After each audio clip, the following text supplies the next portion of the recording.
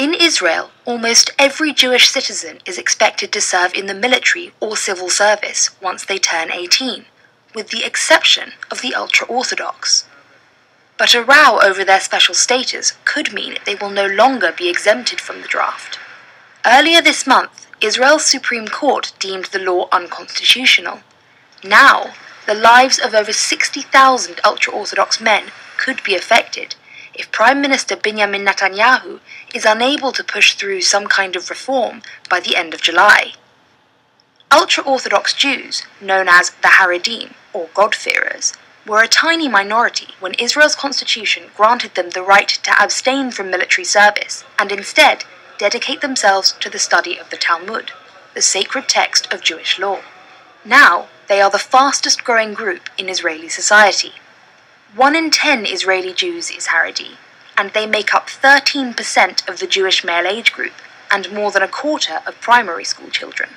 In order to remain exempt, Haredi men must remain in their yeshivas, Talmudic seminaries, full-time. The economic consequences of this mean that some 60% of working-age ultra-Orthodox men are not employed in the mainstream economy. At present, Israel's taxpayers are shouldering the heavy benefits burdens these so-called draft dodgers create. Some economists estimate the Haredim cost the state up to $750 million every year. Exempting a growing part of the Israeli population from military service has also raised fears about the future of the country's army.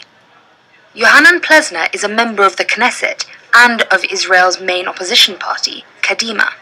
Mr. Plesner heads the committee proposing a bill that would take the place of the current law. We're at a risk of the current model of service disintegrating or dissolving, because currently, within 10 years, about 27% of 18-year-old Jewish men are expected not to serve as a result of them belonging to the ultra-Orthodox community.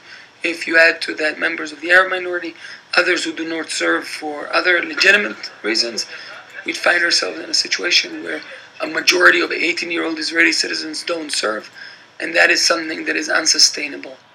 The bill proposed by Mr. Plesner and his colleagues requires that the majority of Haredi men, with the exception of a small group of scholars, undertake military service before the age of 22. In a compromise to the Haredim, provisions would be made for them to practice their faith while serving. There are already some special units which provide extra kosher food and where female soldiers are banned. But the majority of the Haredim remain resolute. Military service fundamentally challenges their core religious beliefs. Eliyahu Fisher is a 17-year-old student of the Talmud at Ponevezh Yeshiva. Please come here and tell me if you're not going to the army. Yeah, I will kill you. I need to get killed. There's nothing what to talk about. Eliyahu says the other young men in his yeshiva and those across the country are of the same mind. But if a new law is not passed before July 31st, when the current one expires, the legal status and financial stability of some 60,000 Haredi men across the country will be in question, as they face having their deferred draft status revoked and losing their welfare subsidies. There's every chance that might yet happen. The growing size of the ultra-Orthodox community is making them an increasingly powerful part of the Israeli electorate.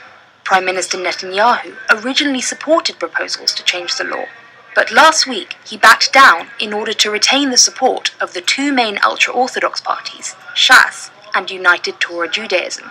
He's now calling for a more gradual enlistment process. This change of tack prompted Kadima, the largest opposition party in the coalition government, to resign. The loss of Kadima has left Mr. Netanyahu with the slimmest of majorities in parliament. This may be an unenviable position, but Israel can no longer afford to support the Haredim, now nearly 1 million strong, financially and militarily.